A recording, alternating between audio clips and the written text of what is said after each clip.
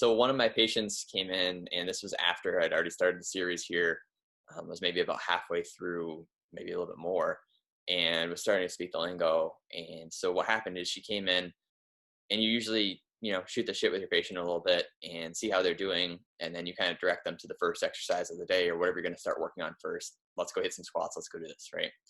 And so I guess having that lingo really helped me, that I'd learned from the course, because typically I would say to the person, okay, we're going to work on your hip rotation a little bit in this position. Or if they really care, you could say, we're going to work on your hip external rotation, this and that, if they're really that caring of a patient. But beyond that, when I learned the lingo from the course, I was like, okay, today we're going to work on your turnout. And even small, simple things like that, I think are invaluable, because to you, it's like, okay, turnout, toe out, external rotation, whatever you want to call that, rotation of your hip. Like, it doesn't matter to you as the PT, but to your dancer, you're speaking their language now. So even on something as simple as that. So this dancer was and is working on getting better turnout from her hips, as most dancers always, I think, are, because she doesn't have a lot of that innately and naturally.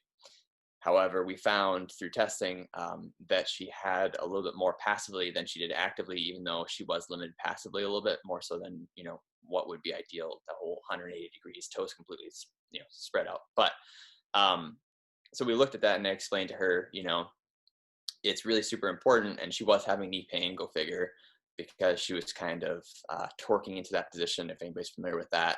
And that was causing a lot of excessive stress on her knees, and she was coming to the clinic for knee pain, go figure. So we found that, I explained it to her, and then we were working on that turnout, doing exercises to improve her active motion into that, and get her as much as she possibly could, so that her knees were getting that much less stress mechanically on them when she was dancing. And for her, that really seemed to help quite a bit. And again, I don't think it would have been as well received if I didn't have the language to kind of talk to her and approach her about this rotation.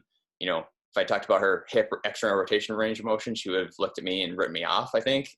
Whereas having the know-how to say, like, yeah, this is your turnout, and it's going to help you for first position, or it's going to help you get into fifth and do your rond de jambe or your air bat, whatever it is. She was like, oh, okay, I can see how this is going to help me. And then was willing to participate in her interventions and was willing to listen to me. So through that, we really kind of built a good connection and worked on it, and it's helped her quite a bit.